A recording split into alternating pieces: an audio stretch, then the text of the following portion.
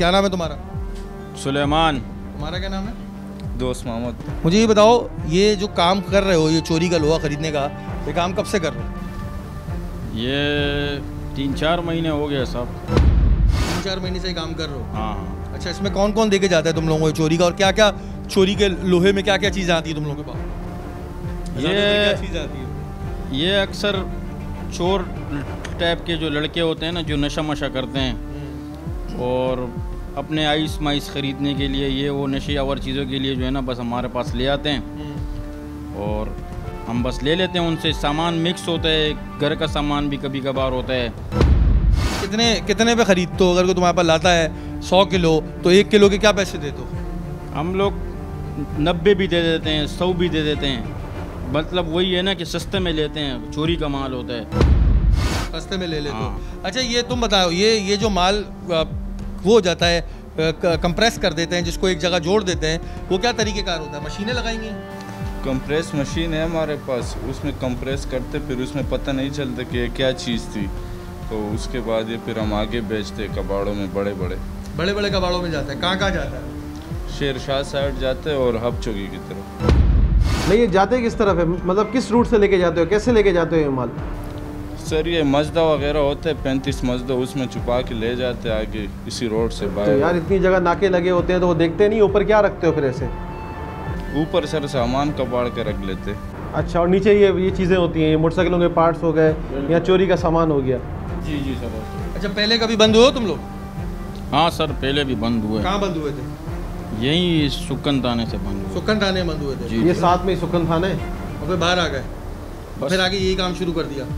आदत हो गई ना, आदत हो गई इनको शायद कि ये इस तरह के काम कर रहे हैं कि जेल चले गए, वापस आ गए, फिर वो यानी कि हैबिचुअल क्रिमिनल है ये। अच्छा फरासत भाई, अब ये ज़ाहिर है आप लोग इस पर इतने टाइम से वर्किंग भी कर रहे होते हैं, ये पहले भी बंद हो चुके हैं, उसके बाद भी आकर यही काम कर रहे होते हैं, फिर इस चीज़ का हल क्या है? किस तरह हम इसका सोल्यूशन निकालें? इसका ये है कि भाई अभी तो इसका केस चल रहा है अदालत में ना, उस पुराने वाला केस भी इनका अदालत में चल रहा होगा, 3-4 महीने पहले वहाँ बंद हुए, रिपीट ऑफेंडर्स हैं, दोबारा ये बंद हो रहे हैं। तो अब ये है कि अब इनको जो कोर्ट है वो फैसला करेगी, इनको सज़ा मिलेगी।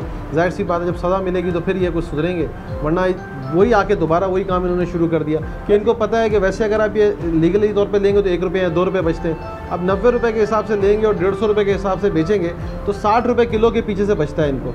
60 रुपये किलो के पीछे से बचना मतलब 100 किलो अगर बेच देंगे तो कितने पैसे? 60,000 रुपये हो गए इनके यार।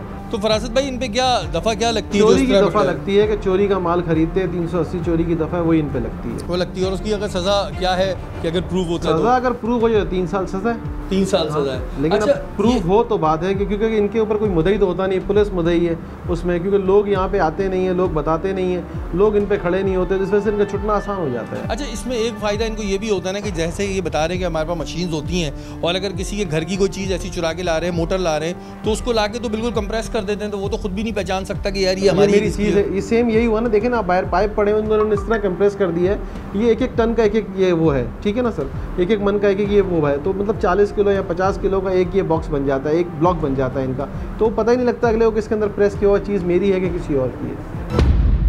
ये चीज़ एक बड़ी प्रॉब्लम आती है, लेकिन डेफिनेटली ज़ाहिर है इस चीज़ को छोड़ा नहीं जा सकता। इसकी वजह से हम ये देख रहे हैं कि बहुत सारे क्राइम में इजाफा होता है, क्योंकि ज़ाहिर है जब ये लोग ख़रीदते हैं तो ही लोग चोरी भी करते हैं। ज़ाहिर है जो ड्रग्स का इस्तेमाल करने वाले हैं या थोड़े बहुत पैसे कमाने के चक्कर में, तो लोग इस चीज़ को उठा के बेचते हैं। हमने ये भी माजी में देखा है कि जी कई ऐसी जगहें जहाँ पे सरकारी लोहा भी चोरी होकर बिक रहा होता है। बिल्कुल ऐसा भी है, सरकारी लोहा चोरी होकर बिकता है। इस पर IG साहब की जानिब से भी बड़ा सख्ती से ऑर्डर है कि उन तमाम कबाड़ पे जो काम करने वाले ऐसे लोग हैं इनके खिलाफ क्रैकडाउन हो, और वो हुआ भी है, पुलिस ने पकड़ा भी है, और अभी भी ऐसे लोग जो हैं ये चोरी छुपे काम कर रहे होते हैं। लेकिन इसके लिए ज़ाहिर डेफिनेटली पुलिस को भी हेल्प की ज़रूरत होती है, और आवाम को भी चाहिए कि इस चीज़ में अगर वो देख लेते हैं कि कोई ऐसी चीज़ बरामद होती है तो मुद्दई बन सकते हैं। अच्छा, जो मोटरसाइकिलों के चेचेस बरामद होते हैं तो उससे कोई हमें लीड मिलती है?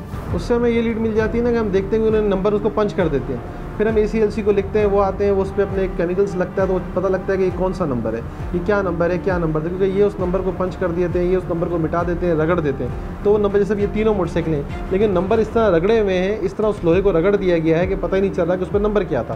तो हम ये अभी ACLC को लिखेंगे, ACLC की टीम आएगी, वो चेक करेगी, तो वो फिर उस नंबर को उठाएगी कि इस पर कौन सी मोटरसाइकिल का नंबर है। जाहिर सी बात है कहीं से किसी चोरी हुई होंगी मोटरसाइकिलें, तो उनका एक रिकॉर्ड होगा, उनकी FIR कटी होगी, तो फिर उसको फर्दर उन केसों में भी गिरफ्तार करेंगे। बिल्कुल जी, और बड़ी बड़ी अच्छी ज़बरदस्त कार्रवाई है और इस तरह की कार्रवाइयाँ भी चलती रहेंगी। जो भी इस तरह काम कर रहा है, अगर वो सोच रहा है, क्योंकि मैंने देखा था कि कुछ कबाड़ के लोग थे जो कबाड़ी ये काम करते हैं, वो उस चीज़ पे बड़ा शोर भी कर रहे थे कि जी हमारे साथ ज़ाती हो रही, ज़ाती नहीं हो रही, जो अच्छा काम कर रहा है वो अपना करता है, उससे किसी को प्रॉब्लम नहीं है, लेकिन जो इस तरह काम करेगा वो पकड़ा जाएगा। अच्छा, ये जो मोटरसाइकिलें आती हैं चोरी की, ये कितनी तादाद में आती हैं? सर ये आ जाती है 1-2 दिन छोड़ के कोई ना कोई आ जाती है। 2 दिन छोड़ के कोई ना कोई ले आता है। तो ज़्यादातर इनको लाने वाला कौन होता है? ये तकरीबन नशेई टाइप के लोग होते हैं। नशे ही होते हैं जी, इनको कुछ समझ नहीं आता है, तो वो किसी की बेचारे की मोटरसाइकिल खोल के जो उसकी पूरी ज़िंदगी भर की वो होती है, पता नहीं उसके लिए कितनी इंपॉर्टेंट होती है वो, और वो ला के भेज देते हैं। लेकिन तमाम लोगों से यही कहूँगा कि अगर आपके इर्द गिर्द कोई भी ऐसा काम आपको नज़र आए तो फौरी तौर पर पुलिस को इन्फॉर्म करें।